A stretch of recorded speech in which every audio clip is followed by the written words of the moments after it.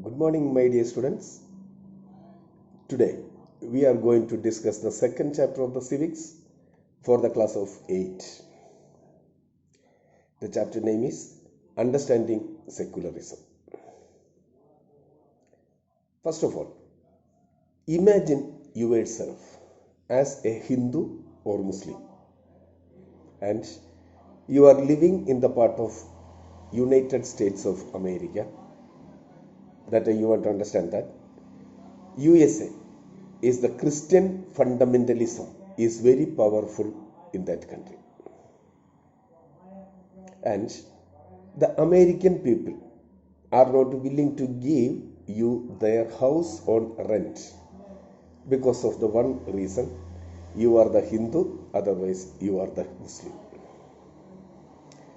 Finally, you decided to go back to India because nobody from the American country is not giving their house for you for living there.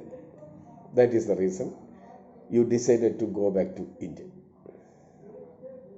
After that, you will react against this discrimination you face in that country. The idea is this: all the religion want to get the equal treatment. No one should be discriminated on the ground of religious practices and the beliefs. That will be the idea. On this idea, you will fight against that discrimination. The dominating power of one religion should be end. That means in the majority group, the religion will dominate the other minority groups. That should be end. That is, the dominating power of the particular religion should be end. That is the essence of the secularism. For that purpose, for reducing that dominating power of the particular religion, is the aim of implementing the secularism in the country. When one religion is given the official recognition by the state, by the country, this type of the discrimination will be created. But India is a secular country. There is no official religion. All the people have the right to follow their own religion, to follow their own religious practices and the beliefs. For keeping the idea of the secularism, India adopted a strategy of separating the power of religion from the power of the state. Is it important to separate the religion from the state power? Why it is important to separate the religion from the state power? Most of the countries of the world will have more than one religious group living in them.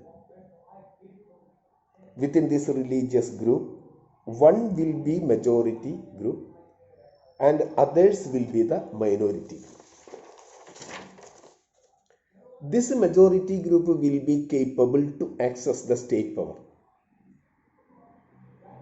They can use the power and the financial resources for discriminating the minority group in the country. This majority group will prevent the minority group from practicing their religious beliefs. In that situation, this may be caused for the violation of the fundamental rights. In every democratic country, some of the fundamental rights given by the constitution to the public. In this situation, the majority group preventing from practicing the religious beliefs,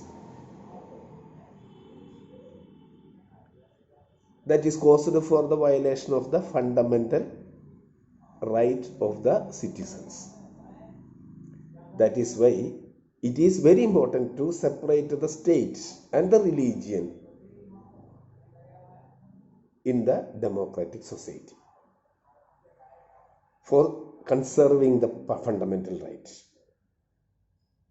The fundamental right of the minority group is violating by the majority group.